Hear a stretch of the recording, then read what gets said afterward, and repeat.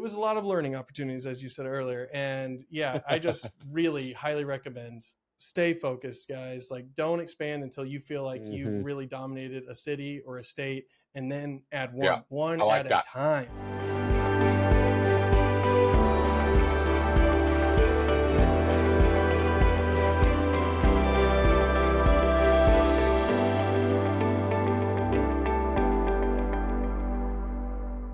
Welcome to another edition of the Growth Game Podcast. I'm your host, Paul DeLuca, CEO of Meritus Capital. We have the privilege of meeting with Daniel Hixon of GoodWork today, and thrilled to have Daniel come on the show. He and I have known each other for many years, and I'm super excited to have you. Thank you, Daniel. How you doing? I'm doing great, Paul. Thank you very much. It is funny, full circle moment, like talking to you right now with this whole situation, because you're right, it's been years and years.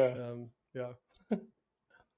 I love it. Super happy you were able to come on board and come on the podcast. It's great to be able to work with entrepreneurs like yourself through all the different iterations and things that work, some things that don't work, and be able to see that, I love the fact that I've kept so many friendships over the years. I've been doing this, almost 25 years. And, you look at just, some things you get in, some things you work great, some things don't, but you just stay at it, when you're passionate about this business, which I know both of us are. Yeah. And sure. That's great. And by the way, I have to comment. I absolutely love your background. Where are you coming from today, Daniel? We're living in Monte, Ecuador now. I could never afford this in the States. And basically Amazing. We decided to move and transition away from staffing agency and into like building the job board we wanted. I was like, I really want to make the money go as long as we can. And my wife, as crazy and amazing as she is, she was like, what about Central or South America? And you were one of the reasons why we were really open to it. All the conversations with Greg and you, and how positive it's an experience it's been. It's like, and I'm just a value guy. I like a better deal. And it's nice. It's been wonderful, man. Yeah, I really, really love it. That's great. That's great. Well, good. I'm glad we were able to inspire you with some of our travels and living abroad. It's been great. So for our audience, Daniel, this is the Growth Game Podcast. And so we've got a big audience in staffing. Everybody's looking for, what's the next thing? What are the growth, attributes? What are things that are working right now? What things are not working? What can we pattern match? So we're going to be talking about all those things. But before we get there, I always love to start with, how did you end up in the staffing business? Tell us a little bit about your background, how you ended up where you were, and kind of your personal evolution that's got you working on your new enterprise and coming to us from Central America. Yeah, for sure. And you rein me in, cut me off if I go too long. I can be a bit of a talker, Paul. No, that's good. We've got time. I'll try to be concise. But that's good. The shortest version possible is we were in Dallas, Texas. My wife was a CVICU nurse at Dallas Children's, just helping babies with their born with broken hearts, literally, stay alive and try to lead fulfilling lives. And like dealing with like real life and death every day, like if there's not a nurse there, those kids don't live. And I was just working Bank of New York Mellon, no hate against them, still big fans of them, but I was just making rich people richer. And I was just jealous because we had the same kind of normal work problems with coworkers, bosses and all that stuff that everyone deals with.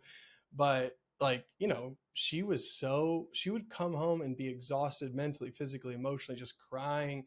And yet she'd be still so excited to go back to her shift. I was just jealous. I just wanted that. And she was like, well, let's find your sick days. Let's find your thing. And eventually figured out like she had passion. So and her passion, you could see everything about her just embodied the passion of helping the kids.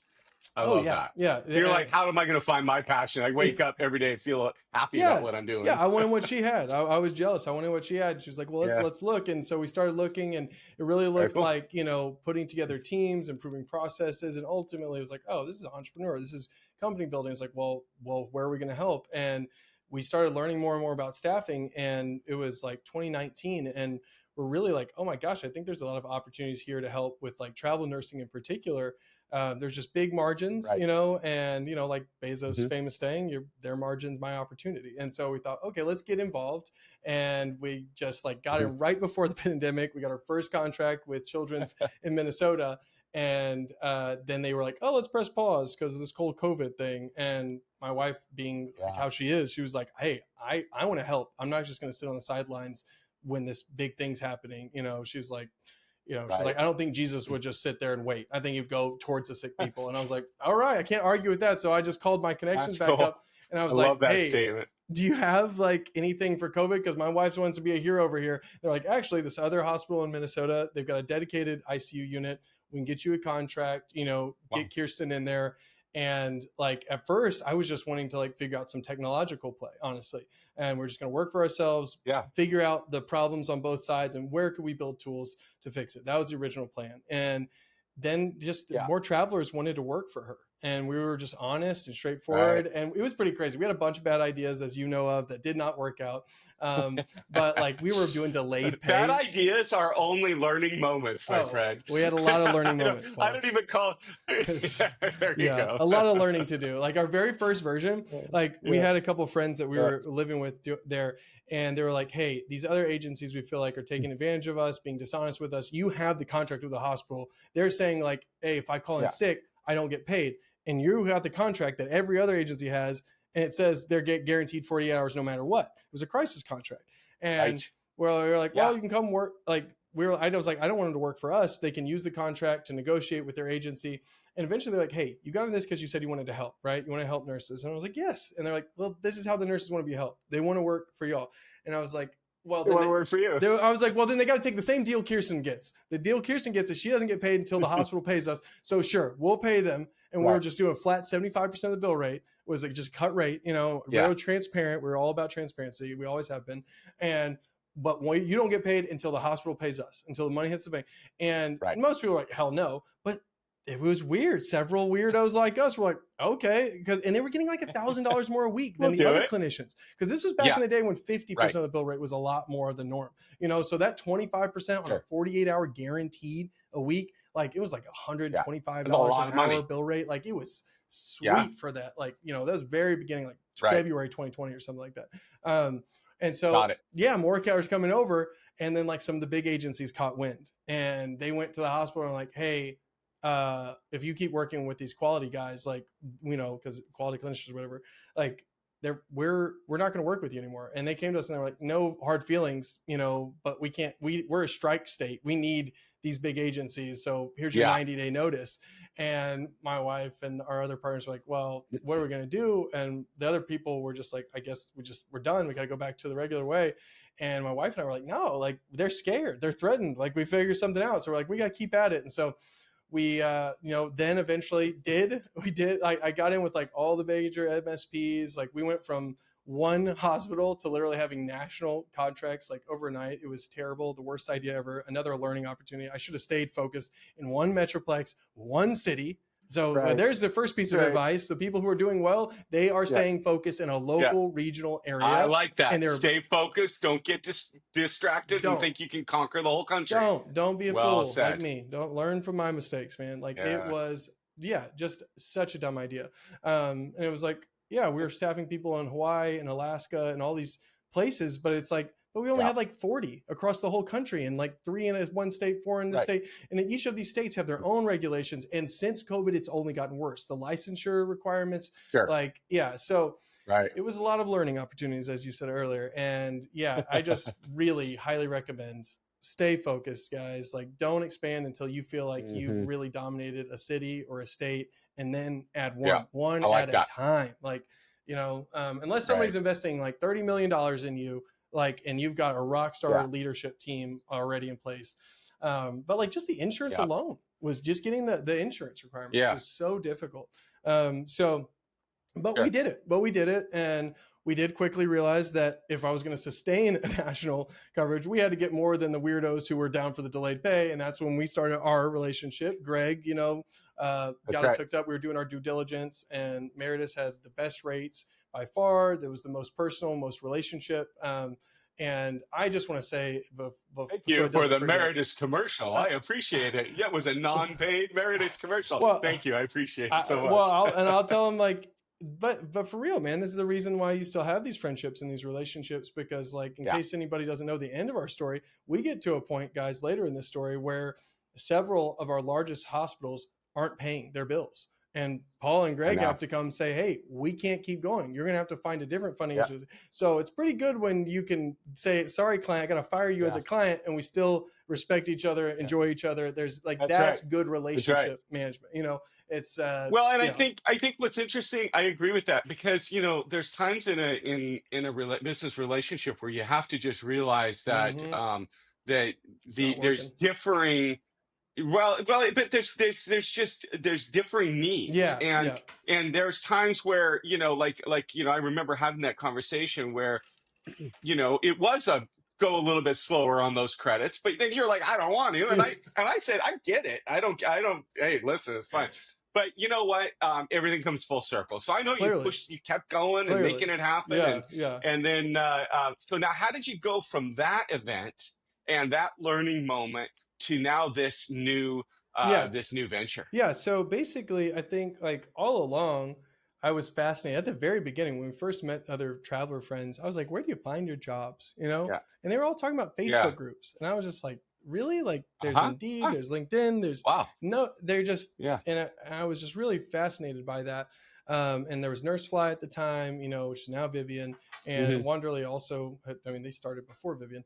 And I was like, why aren't people using these things? And it was just really fascinating to me as somebody who's like pretty obsessed with technology and how technology could like really help. And so I really still was basically like, I'm going to keep earning and learning and figure out where I could, because like for me, staffing, and especially with the way the MSP situation works in our industry, it never felt sustainable. It was like, 80% of the opportunities are controlled by these gatekeepers who are owned by my competitors.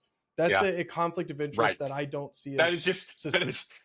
I agree. It's a conflict that will end badly. Exactly. So for me, it was always like, all right, I'm going to use this experience to learn and earn to then start something where there is not a conflict of interest. And I will be honest, I had hoped to hold on to the staffing agency, but I got convicted along the way that I didn't want to be hypocritical. I didn't want to be like these MSPs that are owned by these agencies. I didn't want to own one of my customers. And I tried out like pretty much all the job boards at the time that were like the major ones, Wanderly, Vivian, Indeed, Fusion back before they were shut down, and a couple other ones, LinkedIn, like several others, like Google, ZipRecruiter, like, a lot of the big broad ones, and the vertical healthcare specific stuff.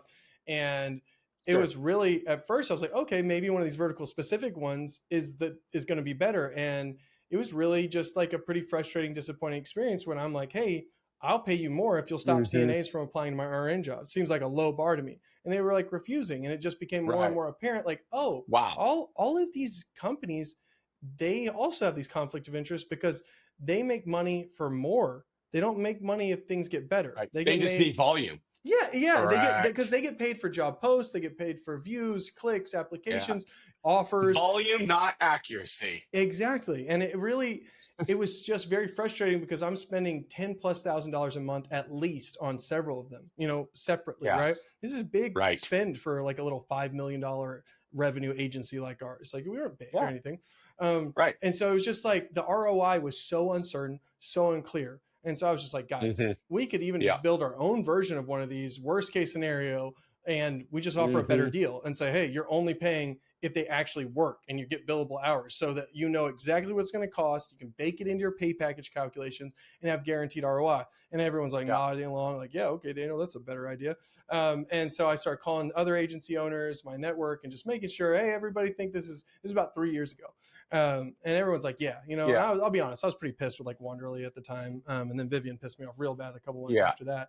And I was like, oh, I want to kill these guys, like, not actually, sorry, that's a weird violent thing. I just mean like, I want to destroy this business. Like, I want to do to them what Netflix did to Blockbuster. You know what I mean? Like, it's personal. Okay. It's personal. Like, it's really personal. Like, I'm very upset because it was like, oh, like they're just I want the Netflix Blockbuster cancellation of the job board industry. I was their customer. I was offering them more money. I get it.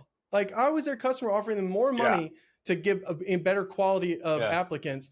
And they're like, no, because it was not in their best interest. And I was like, okay, well then I need a job board that doesn't make any money unless it gets the job done, unless it Got it. makes the match, you know? Got it. And the more I learned, dude, I Nice. went down this rabbit hole. Indeed, nobody knows for sure, but I've got reputable sources. They're making like 770 million-ish in profits every 3 months. So after they paid all the people in all their 35 offices all over the country, or 35 countries, offices in 35 different countries, they still got 770 million left over. And it's like, because there's so much money to be made in the uncertainty, you know? And so I was like, I don't need all that money. I'm willing to leave a lot of money on the table just to only get paid if someone got what they came to for. actually complete the circuit To and solve actually the problem. do like, the you know, entire like, job. yeah, exactly. I like it. I like and so it. I just, 3 years ago, I started like just spending my own personal money on an offshore team to start prototyping out and making sure, like, you know, it's job board technology. This isn't AI. This isn't like the hard, cool, fancy stuff. This is pretty basic. It's been around since the matching. 90s. Like, you know what I mean? Yeah. Like, it's been a while. Right. So it just started simple and basic, and felt like once we're confident we could do that well, then say, how can we design it better? You know, and limits was one of the first things. It's like, all this easy apply, it just really degrades the quality of this stuff. So it's like, all right, everything has limits. A person can only apply to a certain number of jobs per day, no matter what, you know? That way it's like, oh, you have to be more thoughtful. This is a limited resource. You know, so just basic, like, kind of human psychology on the way people make decisions and make better decisions, and just applying that kind of things to our design, and really obsessing over how do we align the interests of everyone? How do we make it to where our job board doesn't make any money unless both sides get what they came for, first and foremost, you know? And then two, how do we get better at getting better leads so that they're actually more likely to get hired and stay? You know, that those are the keys, you know? And so we just, like, we made it to where any agency, any hospital, any healthcare staff, because it's all healthcare right now. Eventually I want to go beyond that, but we're staying focused. Clinical, non-clinical, but all health. When did you launch? When did you actually launch the GoodWork product? We technically have done like a soft launch, like, I mean, like really a couple months ago, very quietly, you know, all that kind of stuff. We've just been focused on adding jobs from like agencies and stuff like that. And so, like, now that the app, we just released the mobile app to both Android and iPhone, or the Apple Store. And so now that that's going, we'll be, once we finalize the deal with our first investors, which I can't say names with NDA, but the due diligence is done, the LOIs are sent, and you know, everything's moving forward. So we should be getting like a $3 million investment no later than the end of this month. Nice. And Congrats. it's coming with a nice big Congrats. Yeah, thank you. I'm very excited. We're getting more like leadership, and the team, we're getting people and technology in addition. And these guys are like, they're leaders at Deloitte and EY for like healthcare. Like, they are very knowledgeable, wise people. Got it. So they really believe in this. And they were just literally, I mean, I'll just be blunt, I'll call it what it is. They're like, we think this could be the next Vivian killer. We want to invest. We want to be a part of this. and really make this thing happen. And so, like, I'm like, oh, it's not just Vivian. I want Wanderly, all of them. Like, I'm it's competition. I'm trying to win, right? You know what I mean? You want to be a real disruption. Yeah. And you want to be a real disruption that like, actually, you know what I mean? Like, it's does just, this changes the game forever. Does a better job. Yeah, exactly. Yeah. Like, and I love the fact, I just want to highlight it for our audience. I appreciate your you've always been extremely transparent, and you said it. You've divested yourself from your staffing business, exited and completely. That's done, so that you can focus on this, and there's no conflict. There's no conflict of interest, and I like that. I think that's actually really smart. Well, I appreciate that, because it was very hard and very difficult. You know, when you build something and you replace yourself, and you only need to check it on a couple hours a week, and it's making money and it's solving problems, you're like, you want to hold on to it, right? But it's like, no, like, for me, I want to stay really focused too. I want to be completely in mentally, emotionally, because this is big. A marketplace is a very, very difficult thing to get off the ground and to really make sure. I agree. Yeah, both sides. So it's basic, it's ugly right now, but it's GoodWork.world. If anybody wants to go look at it, you can. Tell me what sucks. But we're just onboarding jobs, adding clinicians, getting this investor thing done. And once that's done, hopefully August, that's when you're going to see our stuff all over social media, and all the marketing will start, you know. So the big launch is in August. Yeah, the big launch is planned for August. But yeah, I'm really, really excellent. Yeah, but if anybody wants to be a part of the soft stuff earlier, you know, we're beta testing a lot of different things. Yeah. Okay. Where were we at? Let me ask you a question. Yeah. What, with your learning in this space, specifically this this matching and having a passion for matching healthcare workers who are literally saving the lives of our friends Hmm. and our family, right? That's one of the reasons why I love financing healthcare staffing agencies. Yeah, I have for years. There's more to it than just a financial reward. for Like sure. we like our I think the nurses in our and well, the healthcare community in general, Yeah, but specifically the nursing community is just one of the most giving and amazing groups of individuals that you can ever run into, right? agreed. And so when I look at this beautiful, passionate thing that you're doing, making sure people get, the healthcare that they needed, and yet it still be financially rewarding. I love that. I would love to understand, what is the biggest myth that people have when it comes to the entire job board concept? What's the biggest myth that people just get wrong? Man, this is a good one. Biggest myth. Um, that one side is worse about ghosting than the other. Ooh, that's From what good. I've seen, my experience, both sides are equally responsible. We literally are launching a whole Uh, feature around stats and automatically mm, tracking ghost rates, just because it's right. like it's both sides. It's wild, man. Mm, It's yeah, it's and so it's unfair to stereotype like a recruiter problem or yeah. candidate problem or any type of candidate in particular. Yeah. It's yeah, I would say that Hmm. ghosting is equally bad on both Why? sides. Why, Daniel? Why? People are spending all this time and effort to get, upload their CV, to Mhm. to load their information into the job board. The clients or potential clients and agencies are doing, loading their jobs. It's Why? What do you think's the it, number one reason that both sides just end up just disappearing and ghosting people on it when they've posted an ad?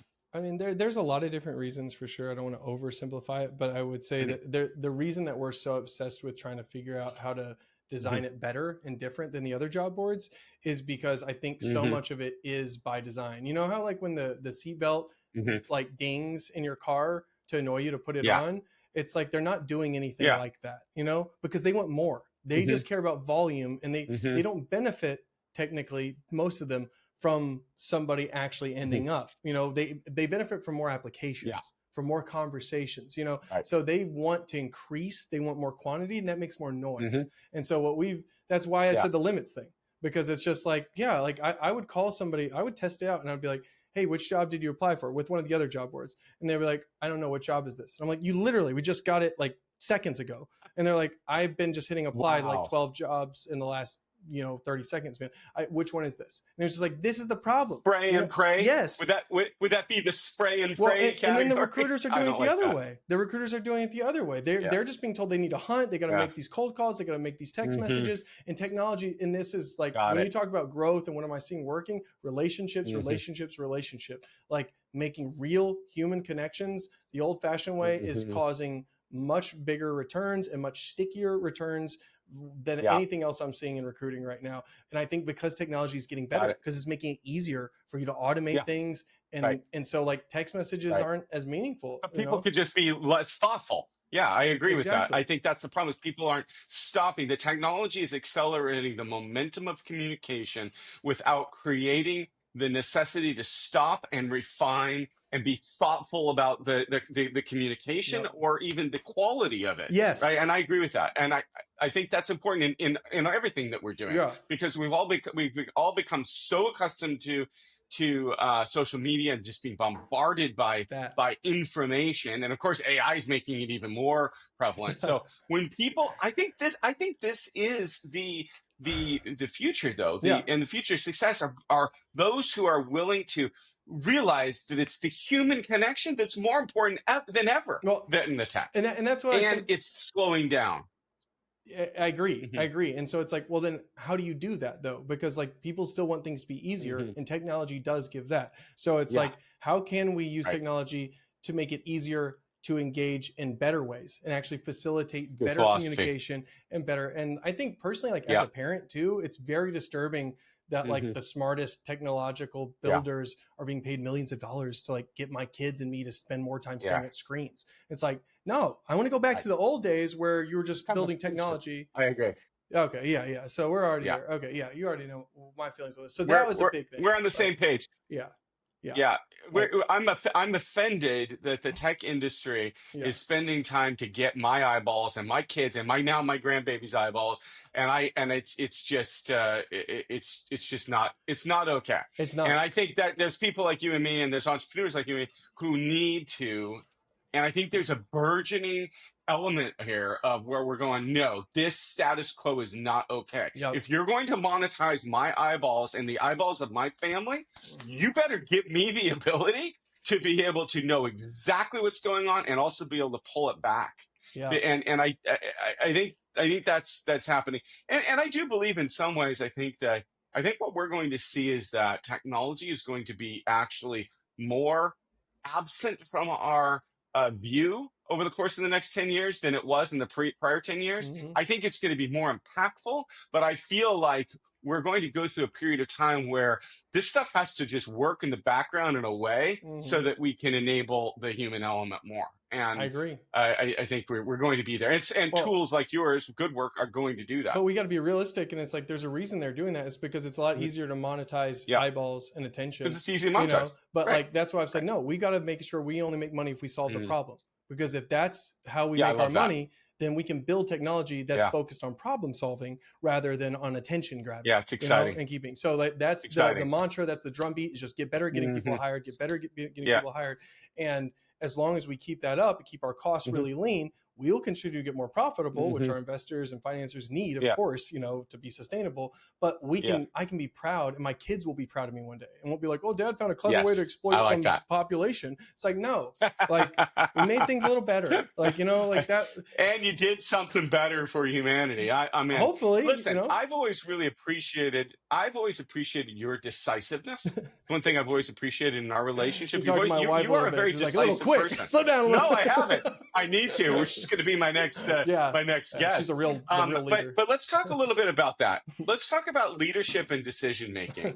You've worn a lot of different Yeah. hats in the last few decade. Hmm. What is the one belief that you have has evolved the most in your leadership style in the last 10 years? Like, you had a belief, but it's changed, evolved, or even become more reinforced. What would that be? Gosh, geez, like we do need to talk I more, love Paul. throwing you these hard I balls, love Daniel. this. These are fun. This is like the kind of conversation my wife and I have for fun. Yeah, I love it. this is good. Okay, I'm torn. Either leadership or decision making, either one. Okay, I think for decision making, I really am a big believer in like I like following and learning from the greats. You know, steal the best ideas. Like Hmm. I'm obsessed with like winning and the best ideas, and it doesn't matter if it's mine or anybody else's. Like the ego is the most Hmm. threatening thing besides worry. Those two things you need to get rid of. So for decision making, I probably steal some version of like Bezos. Like, you know, is this a decision you can undo Hmm. easily or not? Combined with Ray Dalio's kind of like Yeah. don't ever put the whole car at risk of being totaled. You know, you can scratch it up, get fender benders, all that kind of stuff. So much more like Beautiful. measured risks, like piloting things, testing things, much more. And I'm not naturally good at this. In fact, I'm like a let's just dive in head first, deep in kind of person. And so I've really learned that I need to bring people in that will slow me down in the right ways. And my Hmm. wife was the first one I learned that with. Got it. And my business partner, Daniel Stoll, has taken it to an even another level where, but I learned like I really have to respect these people. I can't just like, I don't care what a lot Yeah. of people have to say, but they are two people that I respect so much that if I can't convince them, Yeah. then I think it's either not that good of an idea Yeah. or I'm not communicating that well. Hmm. And that's on me. It's not on them to Right. be excited about the idea. It's on me to get Yeah. them excited. And so finding those people that I really respect and I really trust to say, hey, rip this to shreds. Hmm. Poke as many holes as you Yeah. can, because I like like this is that. about to spend a lot of our money and time and energy on this if you agree to this. So like Hmm. almost trying to scare them off with the Yeah. truth.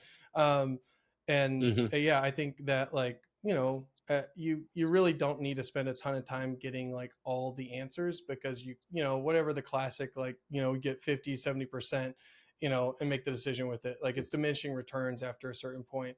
And that is really, I guess the third, actually, you know what, the third one is intuition. Let me give intuition as the biggest change. I Yeah. didn't give intuition any value at all when I was first company I founded. It was only research, only Yeah. data. I was just Hmm. pragmatic. And now Yeah. I don't make decisions entirely ever off of intuition, but I treat my intuition like Daniel Stoller Kirsten, you know, where it's like, hey, if something's Interesting. wrong, if I feel something off in my gut, if I get any kind of Yeah. feelings, I trust it as like a supernatural source from God, like that I need to look into. I need to look for evidence. I need Interesting. to investigate Yeah. and like Yeah. don't ignore Right. that little voice that Don't just yeah. ignore it, but spend some time Spend some time on what is validating that. what I is going on, you know? I love that. Like it's just been true, I feel man. like Like as I've yes, as I get older and I've had more businesses and I have more experience, I would say that is a big learning moment for me too. Is that at early days I did not spend a lot on intuition, and I tell you what, there are times now that I look back and I go, if I right. would, if only. And so I Yeah. do spend a lot of time on that now.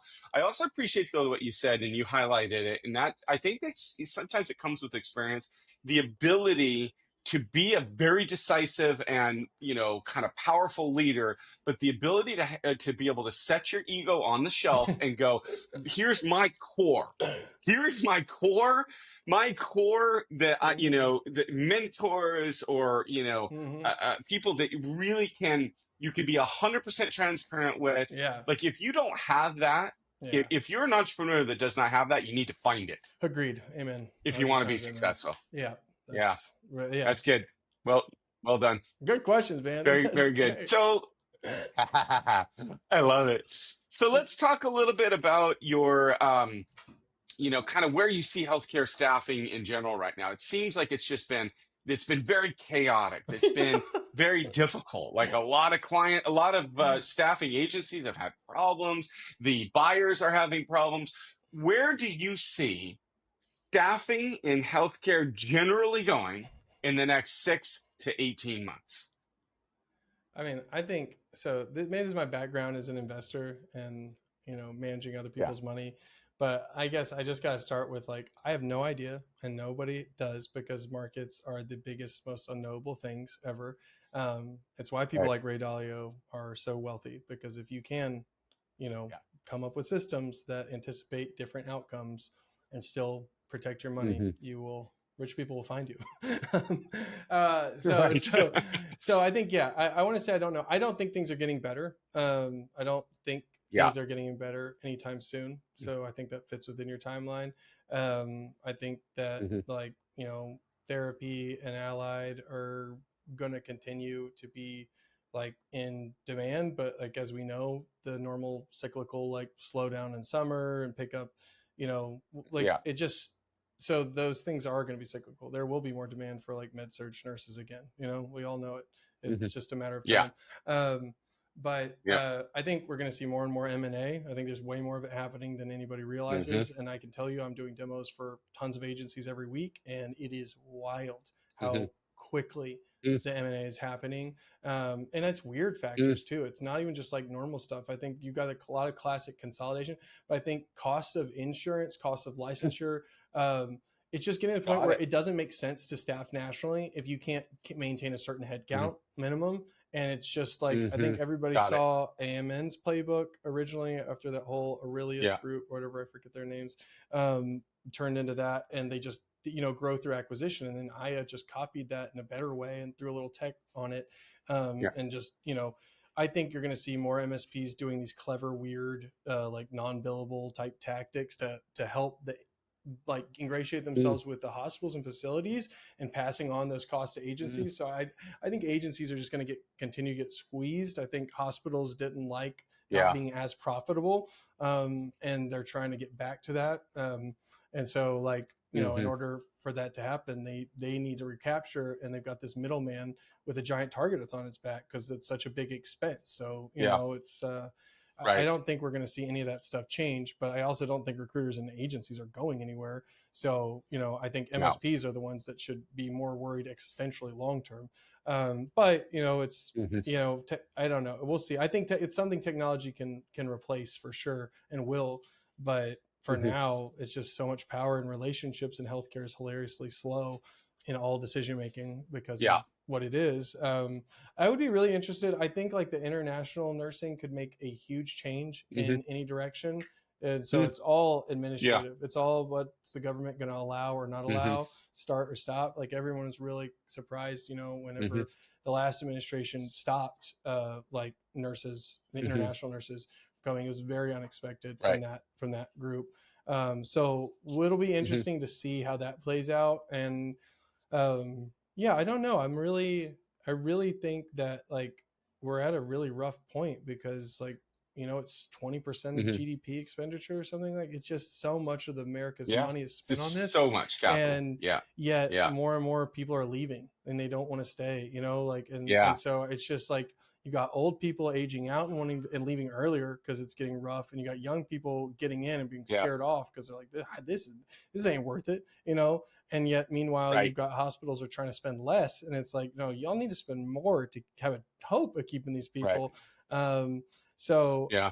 I don't know. I honestly think, sadly, things are probably gonna have to break a lot worse, and there's gonna need to be a lot more pain before somebody changes. Yeah. I mean, dude, I'm hearing about American clinicians leaving to go to like Europe, Dubai, and Canada. Like it's Yeah. that bad. Like, you know, Yeah. we're not Wow. getting other nurses coming here. We're losing nurses to go other Yeah. places, man. That's no, and I'm hearing the same thing. It's wild. And it's sad. And I agree that it's in a real transition period. And I think you're right. There's going to be some breaks.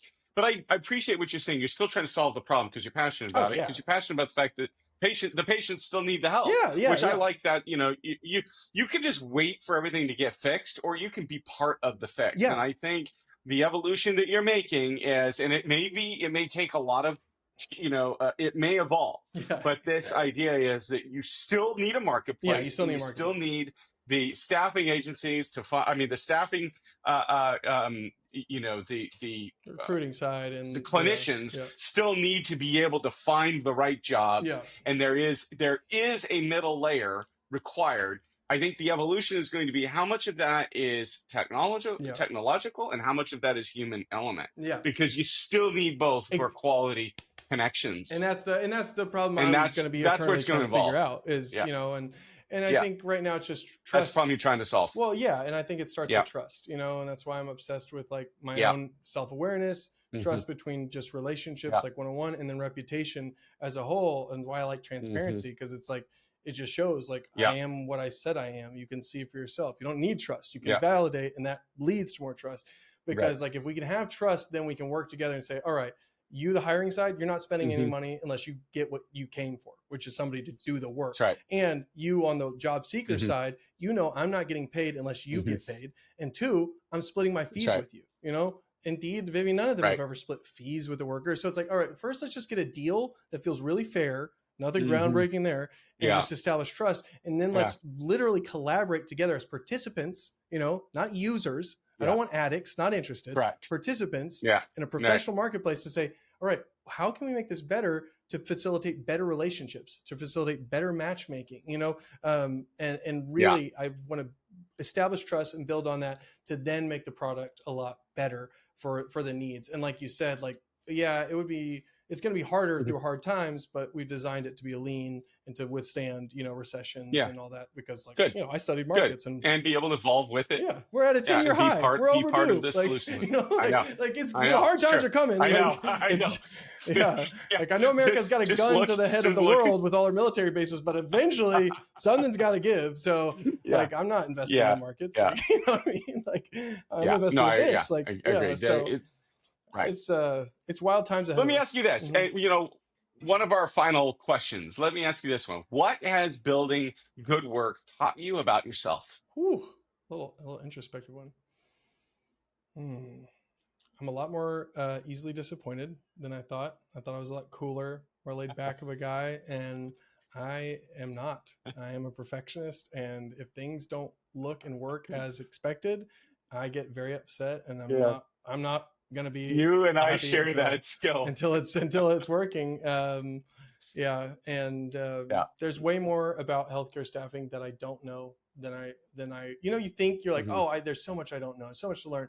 And you can maintain that attitude, but then like you start learning more and you're like, sheesh, like it's just the gap is even bigger than I dared, you know, because I've only been in this since 2019, man. You know what I mean? Like, and it's just, it's been humbling. So just finding other, like, older, more experienced people who've been in other parts and other sides of this for a lot Mhm. longer to just collaborate and work Right. together.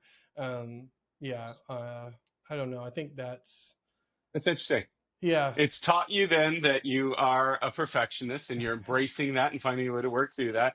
And number two, it's taught you the humility to know that there's a whole lot more that you haven't learned yet. yeah. It's just I frustrating though love to it. have that combo. It's a little rough. Yeah, It's like I know, they're like, "How do right? you want it?" Then I'm like, "I It's don't kind of know. I something didn't." Yeah. I've Can struggled I with can my I whole ask career. you I that totally get it. question? Like, for because Anything. yeah. No, I want the Yeah. same question. Like, so far, or let's say in the Yeah. last, let's give the last 2 years. The last 2 years. Yeah. Same question. Yeah. What has my business taught me about myself? That's it. That's great. No, I love it. Thank you for turning that on me. I would say that for me, the biggest thing that I've learned is that when I can step back and step away and trust my team to be able to to really execute, Hmm. then I get this multiplication effect, Yeah. and so One I plus think, one I've equals always three. been Yeah. very hands-on. Hmm. Yeah, I've always been very hands-on and very much a perfectionist. Hmm. But over the last 2 years, I have learned to step back and allow my number two, who's now been with me for 11 years, and then some other people have been with me longer, to literally just execute without having to constantly feel like they have to come back to me as the quarterback. In a lot of ways, I've Yeah. learned to be more a coach and less the quarterback. And now the success factor has been just incredible. I mean, Daniel, I've had the best 2 years of my career. It's Really? been in These 2 years have unbelievable, been the best of you? Like unbelievable. everybody else is Yes, having the worst the two best in years our of their career. career, and you're Best having the best. best 2 years. Get them, Paul. Literally, Get them. like and people. I go to these conferences and people ask. They're like, "Hey, DeLuca, what's going on? How you How They're you all thriving? complaining. They're like, and I'm like, I actually like. How can I not be so successful? I've spent all this time building this amazing team That's who awesome. still loves to work with me, Yeah. and now I've just let them run, and it's actually really incredible. Like we actually accomplished more in the last 2 years than we did in the prior 8. That is amazing. That is so Yeah, freaking cool. yeah, it's been incredible. So I would say I'm at a place in my career where I'm not only having a whole lot of fun, Yeah. but it's just been incredibly successful. And what's interesting is, I think you have to just take those times in your career where you have these big pushes of success, and Yeah. realize that you've got to allow that aggregation of talent and people. Success begets success, and successful people want to be with it, Yeah. be with you when you're successful. So So true. that's the other part, is I'm learning that, just attract and bring those people in. Like, our team has really grown, and we're setting things up. Like, I almost feel like I'm just getting going. We're Yeah. releasing something huge at the end of this year. You're going to be super excited All about it. right. You're going to love it. So we've got some big new products coming. Big announcement after, or probably at the American Staffing All right. Association in October in Nice. Miami, We'll be or there. or in Florida, Yeah. Yeah. and we're doing some fun stuff. So listen, this has been fantastic. I really appreciate getting reconnected This with is a you and good having talk. this. Daniel, thanks so much for your time today. Yeah. This is so fun, Paul. Thanks for having me. This is so fun. We've got to really be able to highlight a bunch of things that I think our audience can think about to continue to Hmm. pattern match growth and be able to evolve in their careers. So this has been super fun. So I'm going to sign off from Canada, and you're signing off Monte, from Central Ecuador. Yeah. America. And Hmm. yeah, I love it, Monte, Ecuador. I'm going to make sure all my guests go and take a look Well, and find out this beautiful place in the world where you are. I would love to have them. It'd be fun. So thanks again, and Danielle. That's a wrap. Another great episode from the Growth Game podcast. Until next time, I'm your host, Paul DeLuca. We will see you again soon.